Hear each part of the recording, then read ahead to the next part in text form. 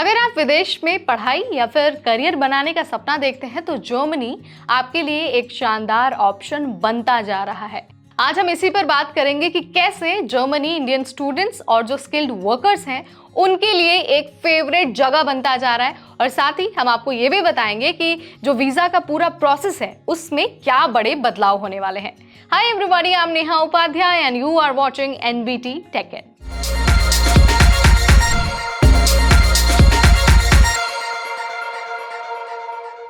तो ये सबसे पहले तो ये जानने की ज़रूरत है कि जिस तरह से अमेरिका और कनाडा में सख्ती बढ़ते जा रही है और अब ये देश ज़्यादा से ज़्यादा फॉरेन स्टूडेंट्स को नहीं चाहते हैं, ऐसे में पिछले कुछ सालों से जो इंडियन स्टूडेंट्स हैं ना, उनकी संख्या जर्मनी में बढ़ रही है। यानी कि अब छात्रों के लिए कनाडा और यूएस के अलावा जर्मनी एक फेवरेट प्लेस बनते जा रहा है। 2022 में करीब 34,000 स्टूडेंट्स जर्मनी गए, 2023 में ये संख्या बढ़कर 43,000 हो गई और 2024 में ये आंकड़ा 51,600 पर पहुंच गया।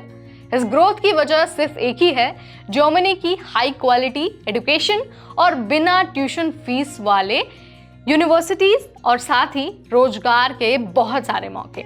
लेकिन सिर्फ स्टूडेंट्स ही नहीं बल्कि जर्मनी स्किल्ड वर्कर्स को भी आकर्षित कर रहा है। जैसा मैंने आपको पहले ही बताया, हाई क्वालिटी एजुकेशन तो है ही, वहां पर नौकरी की भी बहुत सारी संभावनाएं हैं। जर्मनी हर साल कम से कम 4 लाख स्किल्ड वर्कर्स की कमी का सामना कर रहा है, खासकर हेल्थ केयर, टेक्नोलॉजी और इंजीनियरिंग जैसे फील्ड्स में इनकी बहुत डिमांड है। अगर आप इन फील्ड्स में काम करने की सोच रहे हैं तो जर्मनी आपके लिए एक बेहतरीन ऑप्शन लेकर आया है। हालांकि पहले जर्मनी का जो वीज़ा प्रोसेस था वो बहुत कॉम्प्लिकेटेड था और बहुत टाइम टेकिंग भी था, लेकिन अब इसमें बहुत सारे चेंजेस किए गए हैं, बड़े बदलाव किए गए हैं, जिसकी वजह से उम्मीद है कि जो वीज़ा का प्रोसेस होगा जर्मनी का वो बहुत आसान हो जाएगा और उसमें कम समय लगेगा।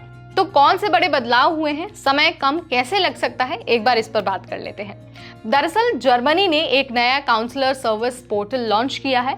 ये करीब 167 जर्मन मिशंस में अवेलेबल है और इसमें 28 प्रकार के नेशनल वीज़ा शामिल है। अब आप एजुकेशन, एम्प्लॉयमेंट, ट्रेनिंग या फिर परिवार वीज़ा के लिए ऑनलाइन अप्लाई कर सकते हैं।